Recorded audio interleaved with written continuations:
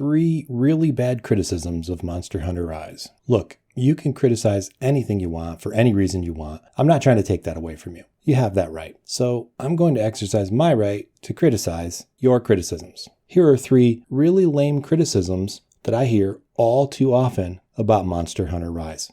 First, the terrible endgame. So you think Monster Hunter Rise has a shitty endgame? Well, I hate to be the one to break it to you, but it always has. This is because the endgame is the same as the regular game. You just keep fighting the same monsters over and over again. If you thought Monster Hunter Endgame was supposed to be about grinding, or talismans, or storyline, or you're waiting for more monsters to drop, then you're missing the point.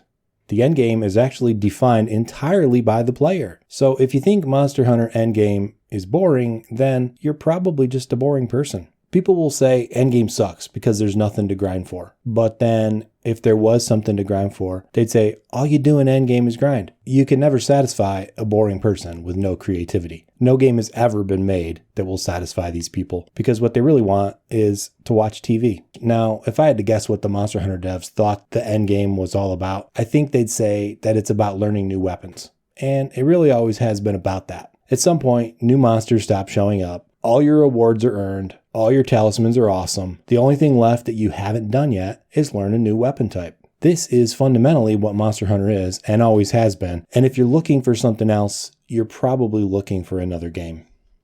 The second complaint I hear about Monster Hunter Rise is that the game is broken. It's not like it used to be, or it's missing features, or it hasn't really changed enough, or the new features are too different, or not implemented properly, or make the game too easy. They'll say it's not true to what Monster Hunter should be, that the new features aren't what players have been asking for, that the dev team is out of touch with what the player base wants. If you're one of these people, then you're just not paying attention. Look at all the new features in this game. You can essentially play the game as a monster, riding it around and attacking other monsters. If you're clever enough, you can clear quests entirely through riding monsters. What else can you do? You can climb almost anything and go anywhere on the map. It's more open than it ever has been, even more open than World. Not only can you jump, but you can practically fly. And you've got some ridiculous weapon customization. Players have been dreaming about these features for over a decade, and now that we have them, somebody's complaining about it? They claim they've been playing the game forever, yet I'm supposed to believe that they never once thought, hey, wouldn't it be cool to control a monster and attack other monsters with it? Or, damn, I wish I could, jump.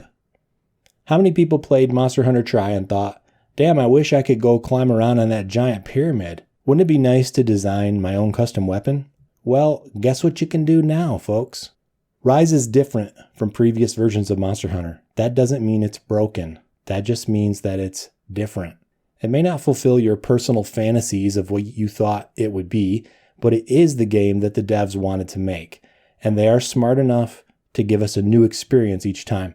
You don't have to like them all, but again, you not liking it doesn't mean that it's broken. The third complaint I hear about Monster Hunter Rise is that the game is too easy. So you think that the game is too easy. That's just too bad. It is easy. You're good at the game. Your skills transfer from one version to the next. Oh, you say going back to an older game is harder? No shit. Each previous version is slower, has limited movesets. The timings are different. The skills transfer forward better than they do backward. That is by design. So don't cry because you're good at something. It makes you sound like a humble bragging elitist prick. Times change. Games change. You can't go home. You'll never get that new to the series feeling again, no matter how hard you try. So embrace the new features. Enjoy them for what they are. And here's the cool thing about Monster Hunter Rise. If you don't want to use the new features, you don't have to. You can play this game entirely without them. All that said, what would I criticize about Monster Hunter Rise? What do I think is missing from the game? Where do I think the dev team dropped the ball on this version? Well, there are actually 3 things where I think it falls short. Overall, it's a great game. Still play it, obviously. Still love it. I think one of the biggest mistakes they made with Monster Hunter Rise is getting rid of the hot and cold drinks. Now, I understand why they did it. They did it for the same reason they introduced the Nullberry. They did it to simplify the number of things you need to bring on the quest. Now, in principle, I'm okay with that. But what it does in this case is break the immersion. When I go to the snowy map, I don't have to bring a hot drink or cold res skill. I never get cold. I'm never in danger of freezing to death. The map doesn't feel any more dangerous than, say, the Flooded Forest. So the map ends up feeling like it's just a regular board, but painted white rather than covered in snow. When I go to the volcano, I want to feel like if I step in the wrong spot, I'm going to die. I want to feel the oppressive heat bearing down on me, and I don't feel these things. The maps look great. They're beautiful, but they don't feel like snow or lava or heat because I don't have to do anything to prepare for the harsh physical environment. And so it's just color now. At first, it seems like a nitpick, but this one small change takes away a lot of the immersion that previous versions had. The second thing Capcom dropped the ball on is that this game right now does not have Devil Joe. And a Monster Hunter without Devil Joe just isn't a complete game. Why isn't he in this game? I don't understand it. Somebody please explain this to me. It's the one monster that defines the series. The last thing I think is missing from this game is a decent siege quest. Let's just be honest. Rampage quests are garbage. You don't actually fight monsters. You fight these pseudo-monsters.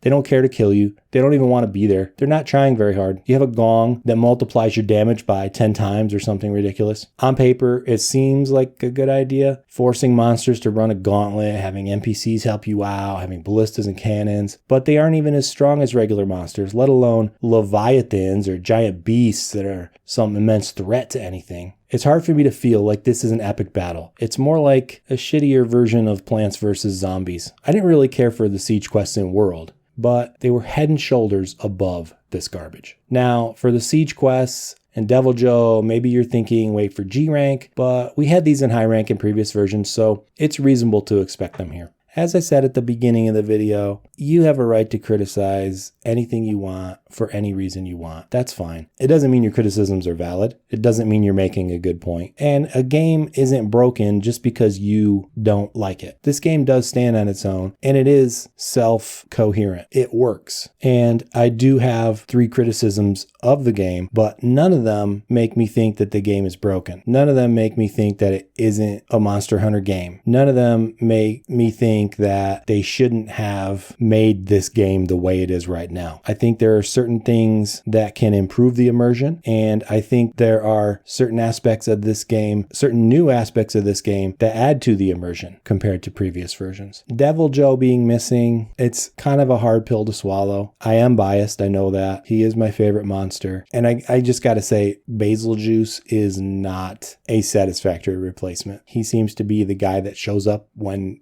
nobody wants him to. He's just not cutting it. And I can accept Rampage quests as part of this game. Being honest, I don't like them. That doesn't mean I think the game's broken. So there you have it. 3 really irrational criticisms of the game. 3 things I'd like to see improved upon in the game. Let me know what you think this game is missing, how you think it could be improved. Tell me how easy you think this game really is. What I'd be really interested to hear is if you're a new player, how easy is this game compared to other games you've played? That's all I got. Talk to you later.